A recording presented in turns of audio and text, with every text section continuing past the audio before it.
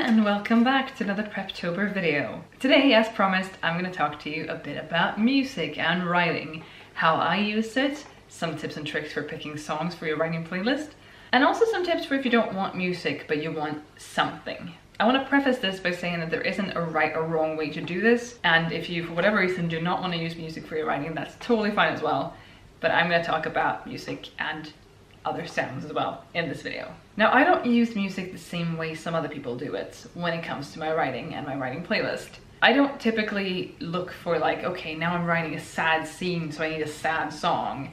Now I'm writing a happy, cheerful scene, now I need that kind of song, and so on. I don't do that.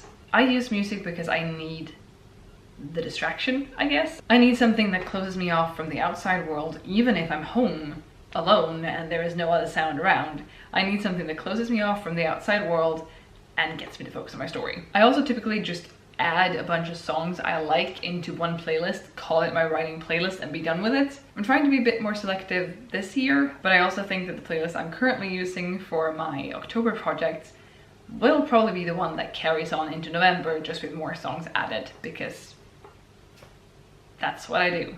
If you are, however, a person who wants sad songs when you write sad things and romantic songs when you write romantic scenes and so on, you should probably structure your playlist accordingly. Either make separate playlists, either make a playlist for sad songs and happy songs and romantic songs, songs for fight scenes, songs for whatever else you might need. Or if you feel like it, and perhaps if you are more of a plotter, try to find songs that fit sort of the tone of your book and put them chronologically. So if your book starts in a really sad place and then there's a happy moment and then something tragic happens and then they get their first kiss, building your songs like a roller coaster could also be fun. With that though, however, you're probably not going to finish writing the first kiss moment during that one song, and you might need 6 songs to write the fight scene and not just the 4 you put in.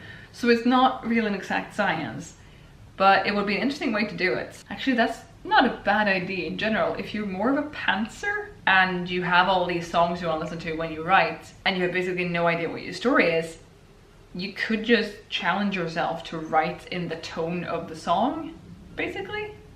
Is this making sense to anyone but me? I thought it was a cool idea. Moving on. Now, there are some songs that have been on my writing playlist for years. For example, there's one song that's been on there since Mark and I met, or since the year we met. It was on my writing playlist for Nano in 2014, so 4 years ago. And it still works. And the reason I think it works for me is because it doesn't remind me of a certain moment or a certain novel that I'm writing.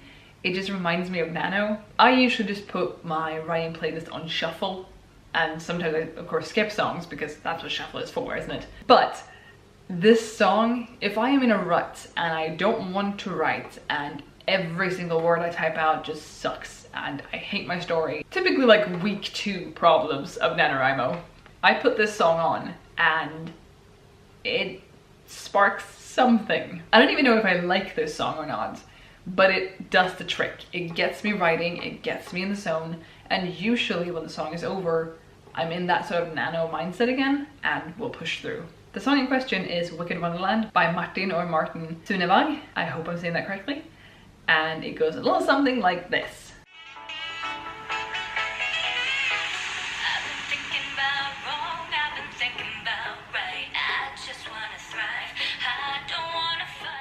And I try to only listen to it during Nano and during Camp Nano, and it still has the thing. It still has that thing that makes me write and gets me back in the zone. I still don't know if I like the song or not, but it does a trick, and therefore whenever I update or make a new writing playlist, I put it on there because at this point I feel like it has to be there. I think I tend to go for songs that just get me hyped and get me pumped, and typically it's songs I also enjoy. Another song that's made it onto the playlist for this year is High Hopes by Panic at the Disco. And that's just because it hits that spot again, like it gets me pumped, it gets me excited.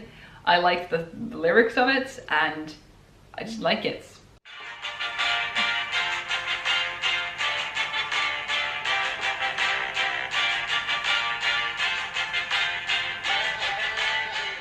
I'm going to share one final song with you that's on my writing playlist and then get into a little bit why my song choices might be a problem. The third song I'm sharing with you is, of course, Non-Stop from Hamilton, because I'm a massive Hamill fan, and this song is about writing, so... Why do you write? You're writing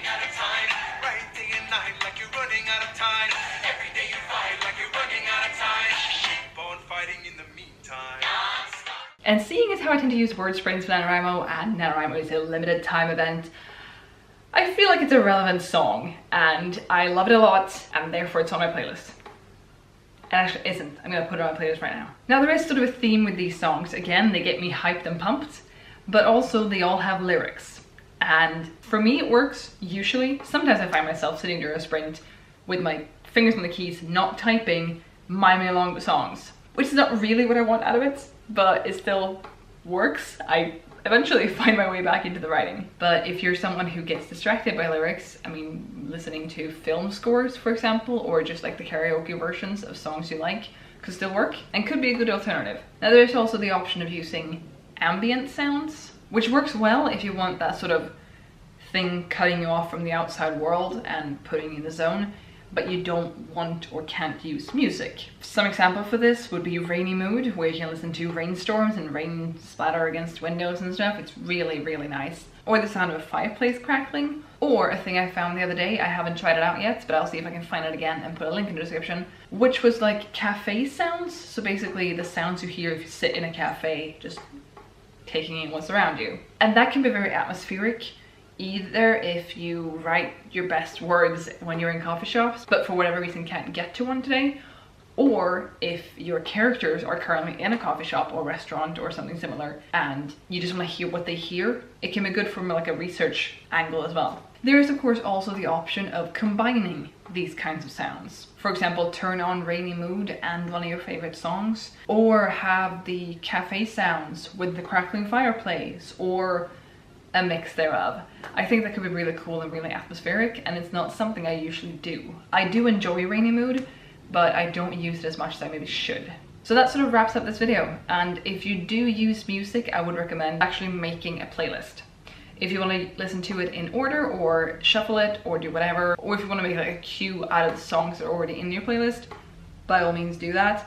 But I think it's very helpful to have the playlist and not have to go looking for, okay, now I want to listen to something that sounds like this, and then spend an hour trying to find it. You may of course reach a point during NaNoWriMo where you're so sick and tired of all the songs you put on your playlist, or you really, really need to listen to a movie score, or a song that's perfect for a fight scene or whatever, and then dive into the vast searchable Spotify library or whatever it's called and search for it. But I think it helps if you intend to have a playlist, if you intend to listen to songs, have those at the ready, have them in a playlist, and you're good to go. Also, having Rainy Mood or something else in an open tab on your computer and just mute that when you don't use it is always a good thing. But yeah, that was this week's video for you guys. I hope you enjoyed it. I hope you got some ideas for maybe not songs to put on your playlist, even though I do highly recommend the 3 songs I showed you, but maybe ideas for what type of song to put on there, or you hadn't heard of some of these ambient sounds or something. Next week, I'll share some quick tips for NaNoWriMo with you guys that might be beneficial to have before the month kicks off. I'm really excited, and I should go edit this video because I'm leaving on vacation 11 days from me filming this, and I have a lot of editing to do. And a lot of filming. Also writing.